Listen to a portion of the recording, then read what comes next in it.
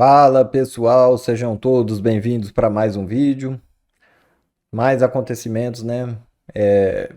Depois de tudo que a gente já viu, a gente parece que ainda não viu de tudo pelo jeito. Primeiro, né, começou lá fazendo que a gente acreditasse que tudo que aconteceu, todos os crimes que foram cometidos, não passava de um sonho. O cara foi libertado, né, da prisão por uma mudança de endereço. Vale destacar que não foi, né, inocentado, mudaram o endereço e falaram então agora seus crimes estão perdoados. Anistia para o sapo barbudo e para a população a condenação eterna, né, de um desgoverno desse aí. Agora, o mais absurdo que ele tá lá todo faceiro, né, aproveitando aí os benefícios do cargo, né? A esposa do sapo foi lá já uma semana antes, né? Ninguém se sabe para quê, fazer o quê, mas ela foi lá. Vamos ver aqui mais um vídeo do Braddock Show. Depois a gente comenta. Trump. Falar do Lourão. O presidente norte-americano Donald Trump encerrou especulações sobre um terceiro mandato durante uma entrevista ao programa Meet the Press, na NBC. Trump disse: há muita gente vendendo o boné 2028, mas isso não é algo que eu pretendo fazer. Mandou na lata o Lourão. Quando questionado sobre possíveis sucessores, elogiou o vice-presidente J.D. Vance e o secretário de Estado norte-americano Marco Rubio.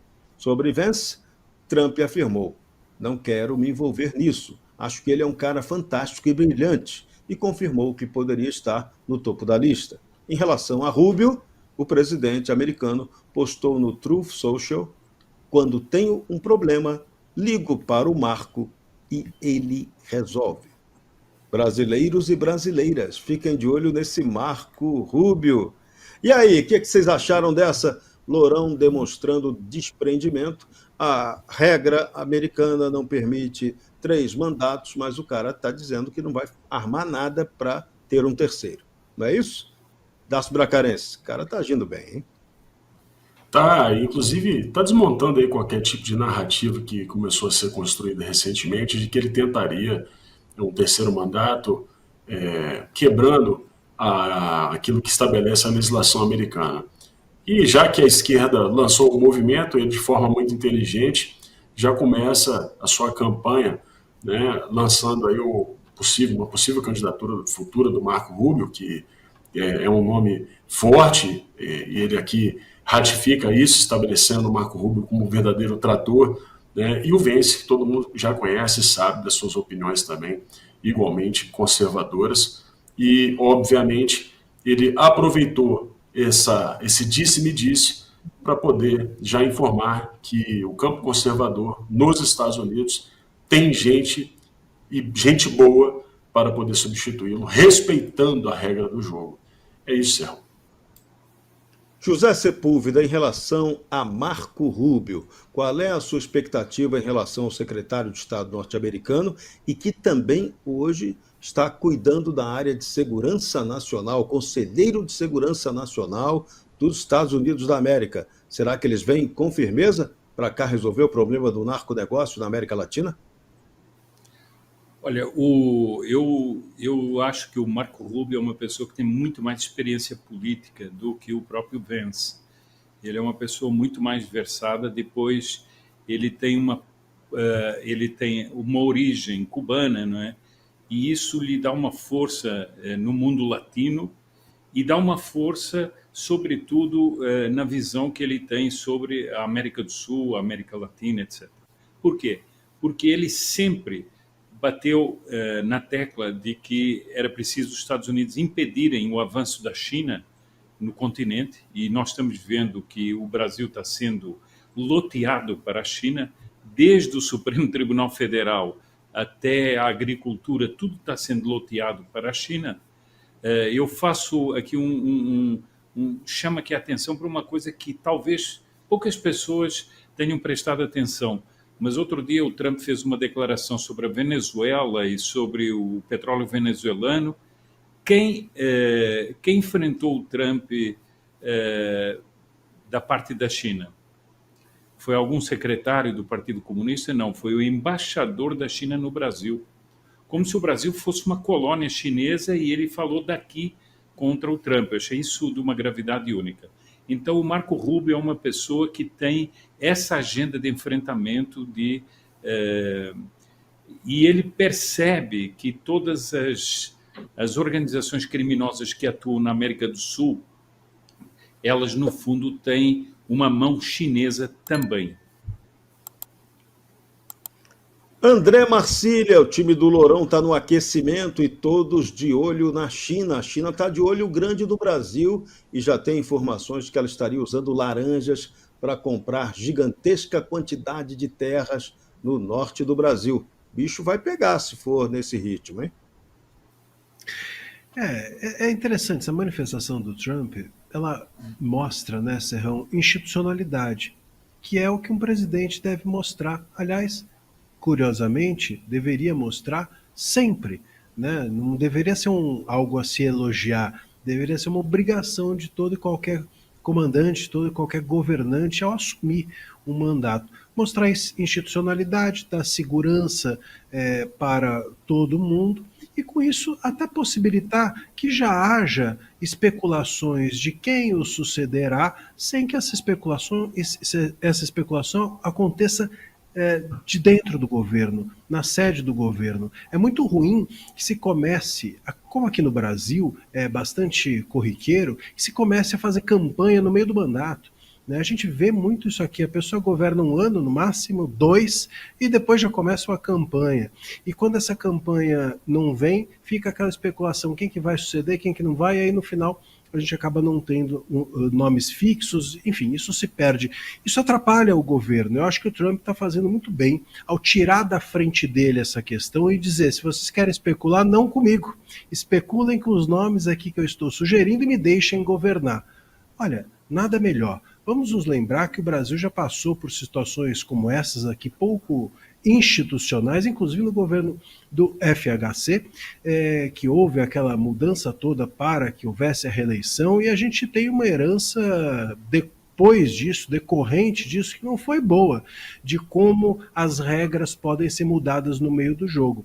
Regras mudadas no meio do jogo geram insegurança, sobretudo no espectro eleitoral. Que o diga o nosso TSE, a nossa Justiça Eleitoral, que gosta aí de fazer substituições a todo minuto, a todo momento. Hoje, inclusive, a gente tem mais uma condenação da Zambelli, que a gente vai depois comentar, mas a nossa Justiça Eleitoral muda todas as suas regras no meio do jogo, e isso é de um alvitre à nossa institucionalidade. Já que falamos do Lourão, vamos para o contraponto mundial dele. O presidente Lula participou hoje do Dia Militar de celebração dos 80 anos da vitória soviética sobre o nazismo na Praça Vermelha em Moscou.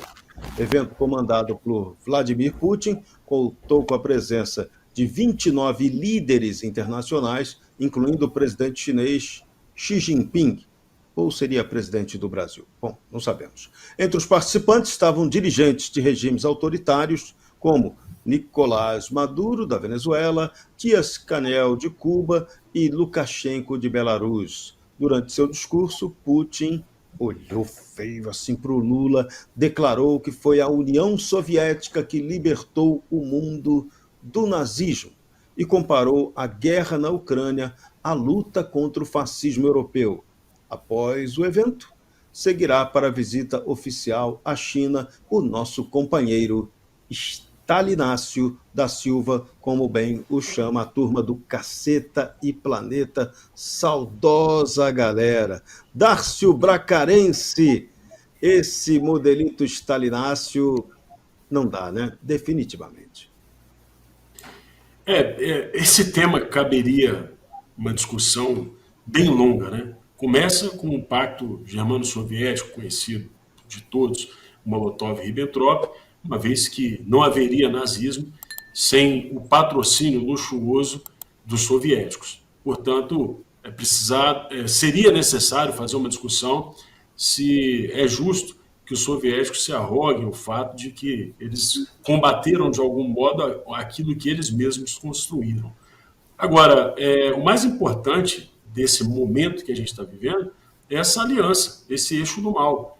O Brasil ele está se colocando ao lado de potências que não têm nenhum apreço pela democracia, que não têm nenhum apreço pela vida humana, que estão, nesse momento, provocando mortes em guerras absolutamente incompreensíveis, patrocinando conflitos em toda parte. A gente falava no programa dessa semana ainda sobre o conflito na Caxemira, e ali tem influência chinesa, e o Brasil fazendo parte desse eixo, enfim, fazendo parte desse bloco que não tem apreço nenhum pela democracia, está aqui no Brasil perseguindo pessoas em nome da democracia.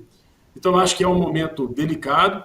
A documentação histórica sobre esses encontros, eu acho que falta na grande imprensa, porque se, por um acaso, esses conflitos vierem a ganhar escala, a gente estará, eu sempre repito isso, do lado errado da história, meu amigo Serrão. Sepúlveda, qual é o verdadeiro significado dessa reunião dos BRICS?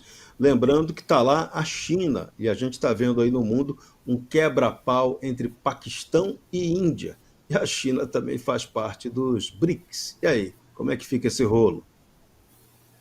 Olha, eu acho o seguinte, que eu não vou aqui repetir o que o Darcio disse, né, sobre os pactos Ribbentrop-Molotov, é que parece que os russos eles esqueceram isso, né? Enfim, parece que a memória não passou. Mas vejam o seguinte, o Putin ele aproveitou para tornar aquela cerimônia uma justificação da invasão da Ucrânia. E dando a mentirosa explicação que seria para combater o fascismo na Ucrânia. Então, o Lula ele está oficialmente apoiando o invasor. Ele não está apenas numa cerimônia, né? Isso é de uma gravidade única, porque ele só está alinhado com ditadores, são todos ditadores, eu acho muito engraçado, líderes não, todos são ditadores. Muito curioso ele abraçar também o próprio Maduro, né? Que quando ele sabe que o próprio secretário de Estado Marco Rubio disse ele não é mais um governante, ele é um criminoso que está comandando a Venezuela, não é mais um. E é essa gente que o Lula está abraçado.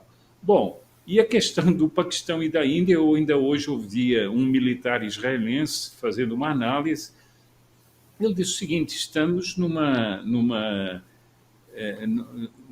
Paquistão apoiado pela China e numa Índia apoiada pelos Estados Unidos, e esse é o bastidor desse confronto. E o nosso amigo Lula está lá ao lado de quem? Do Xi Jinping. Né? Dureza. Fabiana Barroso, e o presidente Lula criticou diretamente e duramente Donald Trump durante esse encontro bilateral com Vladimir Putin em Moscou. Disse Lula, as decisões de taxação unilateral jogam por terra o livre comércio, o multilateralismo e o respeito à soberania dos países. Enquanto o presidente brasileiro fazia essas críticas, Putin demonstrou sinais de aprovação, lógico. O líder russo elogiou relações bilaterais e defendeu a ampliação da parceria estratégica através de fóruns como o G20, os BRICS e a ONU. Lula foi a Moscou para ver a parada militar.